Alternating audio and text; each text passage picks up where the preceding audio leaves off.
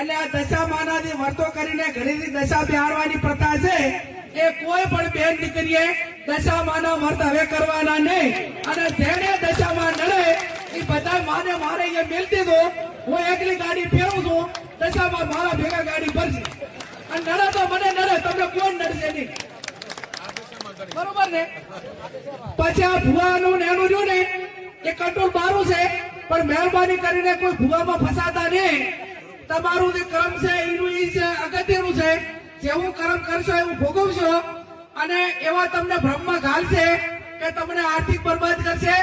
સામાજિક બરબાદ કરશે કુટુંબમાં બરબાદી લાવશે અને એવી વ્યમ ઘાલશે તો આખો પરિવાર વેરવિખેર કરશે એટલે મહેરબાની કરીને કોઈ પણ પ્રકારનું દખ હોય તો ડોક્ટરને બતાવવું હગાવાલાને બતાવવું એને વાત કરવાની કોઈ પણ હકામાં હોય તો વાત કરવાની 5 જણા મિત્રોને કહેવાનું પણ ચાહે અંધશ્રદ્ધામાં તો દર્શક મિત્રો આ જ્ઞાનીબેન જે બોલ્યા છે ને એ વિડીયો જોઈ અને મિત્રો મને તો એવું લાગે છે કે જ્ઞાનીબેન મિત્રો હજી 2025માં જે જીવી રહ્યા છે ને મિત્રો એ એમને જ ખબર નથી કે અત્યારે 2025ની સાલ ચાલી રહી છે અને આ જમાનાની અંદર આવું બોલાય જ નહીં તો મિત્રો જ્ઞાનીબેને મિત્રો જે બોલ્યું છે ને બોલતા તો બોલી ગયા છે પરંતુ મિત્રો હવે જ્ઞાનીબેને મિત્રો જે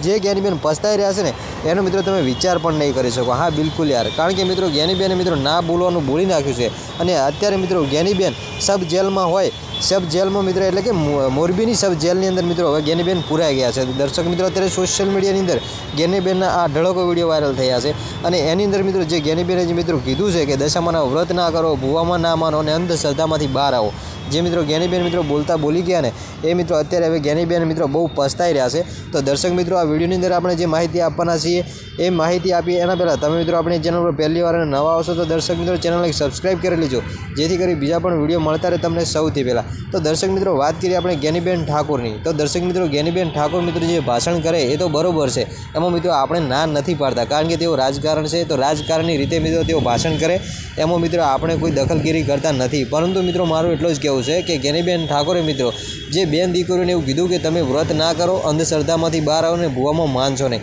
તો દર્શક મિત્રો મારું તો કેવું છે કે ભૂવામાં ના માનો અંધશ્રદ્ધામાંથી બહાર આવો એ વાત તમારી 100% રાઈટ છે પરંતુ મારું તો એટલું જ કહેવું છે કે તમે જે બેન દીકરીઓને જે એવું કીધું છે ને કે દશામાના વ્રત ના કરો તો આ બિલકુલ વાત બહુ ખોટી કરી નાખી છે તમારાથી આવું કહેવાય જ નહીં કારણ કે આપણો ભારત દેશ છે એ ભક્તિમાં મિત્રો માનવાળો દેશ છે અને મિત્રો ભક્તિમાં લીન દેશ છે